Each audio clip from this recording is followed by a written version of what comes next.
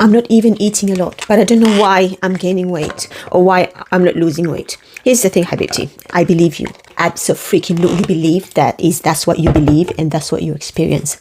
But here's the thing. It's not true. And here are the 3 reasons why this could be happening. The first reason is whenever people try to engage in a weight loss program, they're really good at cutting stuff out, right? We cut out the cakes, the cookies, we cut out the chapatis, the rice, right? Which is absolutely fine. You know, you eat more protein, you eat more vegetables, Monday to Friday, but then the weekend comes, you're going out with your friends, your family, there's more social events happening, and now you find yourself telling yourself that I deserve this cake, I deserve this cookie. And in itself, it's not a problem. You're allowed to have cakes and cookies. But the problem is because you've restricted yourself over the course of the week, now you miss them a lot. And you're finding yourself indulging in them a lot more than you expected to. This could easily result in you undoing the deficit that you did over the course of the week. So while it looks like the Monday to Friday, you're not eating a lot on that weekend, you go all in and doing all the hard work that you did. The second reason is people trying to lose weight are often scared of large quantities of food. The assumption usually is the bigger the quantity, the more the calories, the smaller the quantity, the less the calories. Actually, that's not true.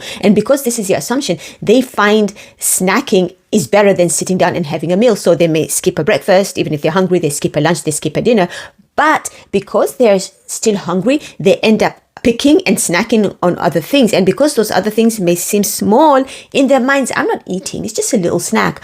But Habibti, that samosa is easily 300 calories. So you may as well sit down and have a nice bowl of rice with chicken and a big salad, which would do you more good in your weight loss journey than the 3 samosas you just inhaled because you're scared of eating.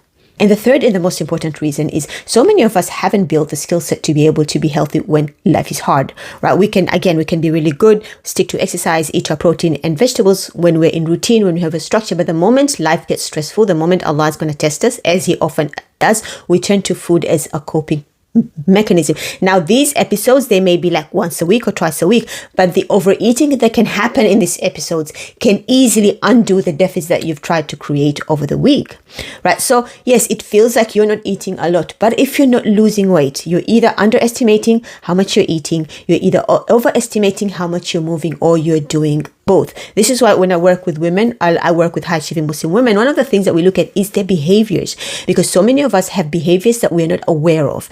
And what we tend to find is when we change those behaviors, and everybody has different behaviors, this is why customization is important. When you change those behaviors, the eating healthier becomes easier, the exercise becomes easier, and the weight just drops without you even stressing about it.